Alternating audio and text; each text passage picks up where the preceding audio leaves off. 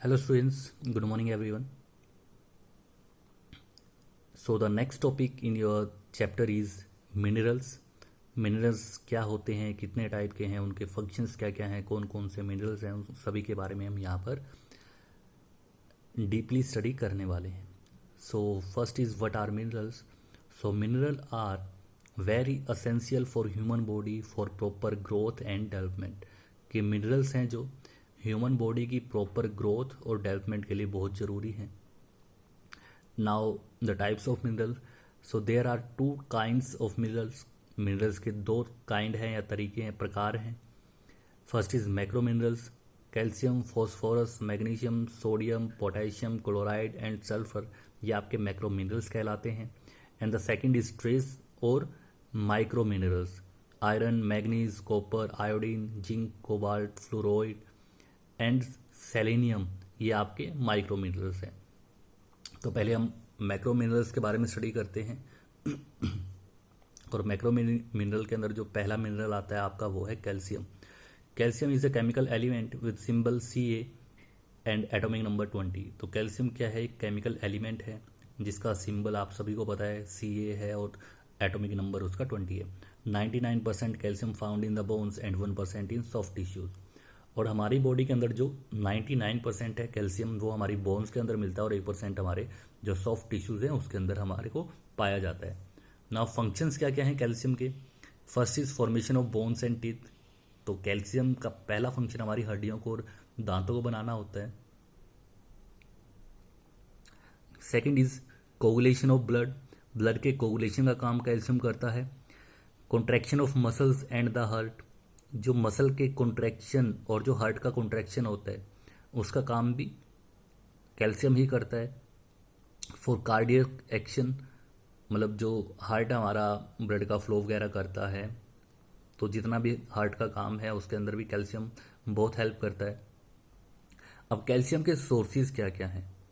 So sources of calcium are milk and milk products, almonds, carrots, broccoli, cashew, papaya, canned fish etcetera.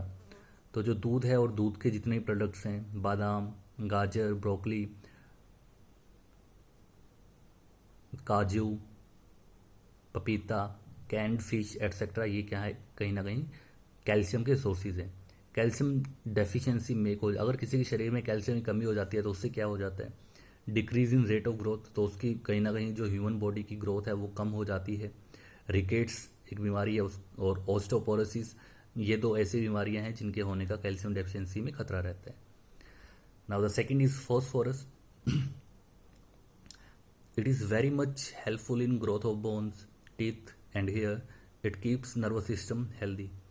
ये हमारी जो bones की growth है, teeth हैं और हेयर्स की ग्रोथ है, इनकी ग्रोथ में कहीं ना कहीं बहुत ज़्यादा हेल्पफुल होता है. हमारा जो नर्वस सिस्टम है उसको हेल्दी रखने का काम भी फॉस्फोरस करता है. Development of body stops due to its deficiency. और अगर इसकी डेफिशिएंसी हो जाती है शरीर के अंदर तो कहीं ना कहीं जो बॉडी की डेवलपमेंट है वो भी रुक जाती है. और फॉस्फोरस के जो सोर्सेज हैं वो हैं milk, curd, cheese, eggs, fish, liver etcetera.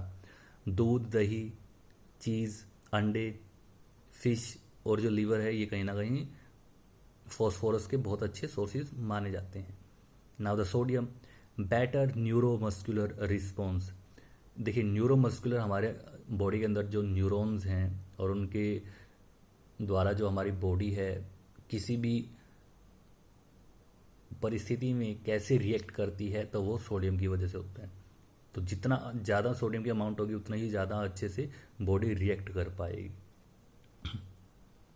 Next, sodium is helpful in preventing the disease of stomach and kidney. तो हमारे स्टमक और किडनी से रिलेटेड कोई भी जो डिजीज़ है उसको रोकने में सोडियम हमारी हेल्प करता है. Now the sources. जो सोडियम के सोर्स हैं वो क्या है, जो भी सोल्ट से रिलेटेड सोर्स हैं लाइक सी सोल्ट, स्टोन सोल्ट और ग्रीन वेजिटेबल, ये सभी सोडियम के बहुत अच्छे सोर्सेज माने जाते हैं. Deficiency disease.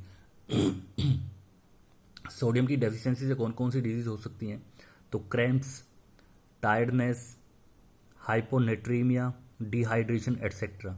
तो जो क्रैम्प्स आते हैं मतलब कि काम करते करते आपके हाथ पैर जब कांपने लग जाते हैं, टायर्डनेस, थकान होना, हाइपोनेट्रेमिया और डिहाइड्रेशन, पानी की कमी होना, ये कहीं ना कहीं सोडियम की कमी से होने वाली बीमारियां हैं। Now the next comes macro minerals. Actually ये मैक्रो नहीं, यहाँ पे माइक्रो मिनरल्स हैं आपके। तो माइक्रो मिनरल्स के अंदर first mineral is iron. Iron क्या करता है? It prepares haemoglobin for red blood cell. जो आरबीसी हैं, रेड ब्लड सेल हैं, उनके लिए हीमोग्लोबिन एचबी बनाने का काम आयरन करता है। Function of iron, formation of haemoglobin and manufacture RBC. Haemoglobin को बनाने का काम करता है और साथ ही साथ आरबीसी, रेड ब्लड सेल को भी फॉर्म करता है। सोर्सेज क्या क्या हैं? स्पिनेक, बनाना, एप्पल, गुआवा एटसेट्रा। स्पिनेक पालक जो है आपका, केला, सेब और साथ साथ अमरूद बहुत ही अच्छे आयरन के कहीं ना कहीं सोर्सेज हैं।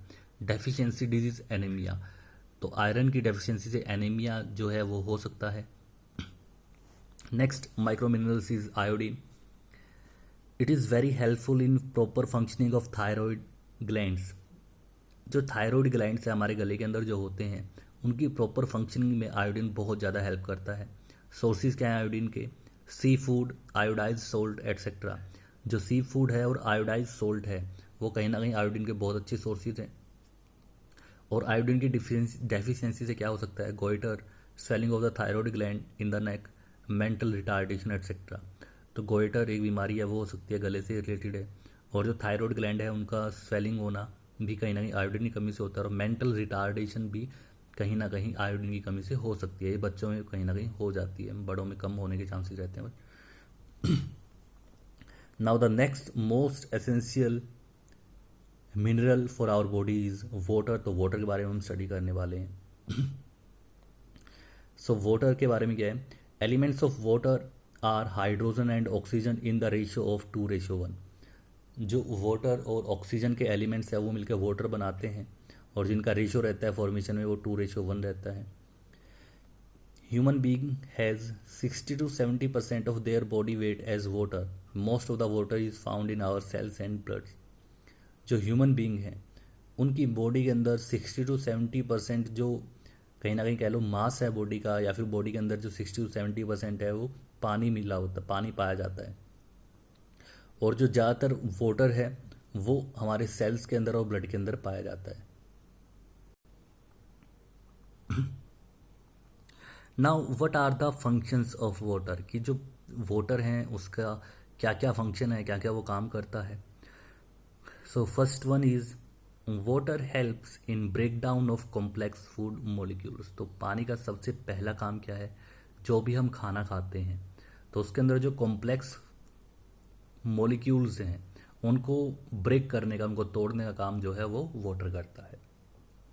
क्योंकि जब तक वो टूटेंगे नहीं तब तक उनका डाइजेशन नहीं होगा। डाइजेशन नहीं होगा तो हमारे को वो एनर्जी है जो वो हमें हमारी बॉडी को नहीं मिल पाएगी। Second one is it transports the nutrients and food material with in the body. तो हमारी बॉडी के अंदर जो न्यूट्रिएंट्स और फूड मटेरियल्स हैं उनका जो ट्रांसपोर्ट है, उनको एक पार्ट से दूसरे पार्ट तक, मतलब हर एक बॉडी ऑर्गन तक पहुंचाने का काम भी वाटर करता है। Third one, it helps the body to remove waste as sweating, urine etcetera.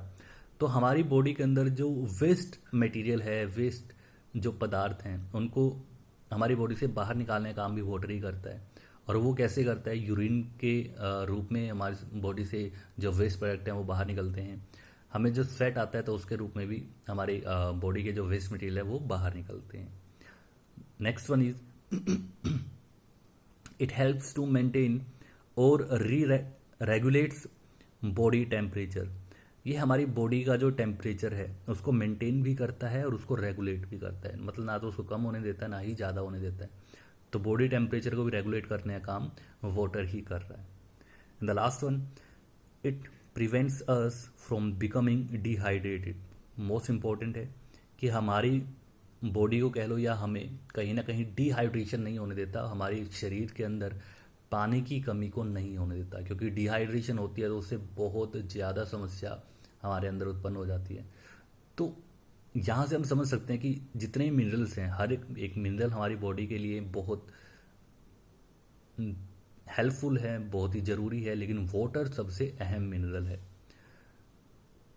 So that's all for today students. और जो आपका आज का होमवर्क रहेगा वो भी मिनरल्स के ही टॉपिक से रहेगा। So thank you all.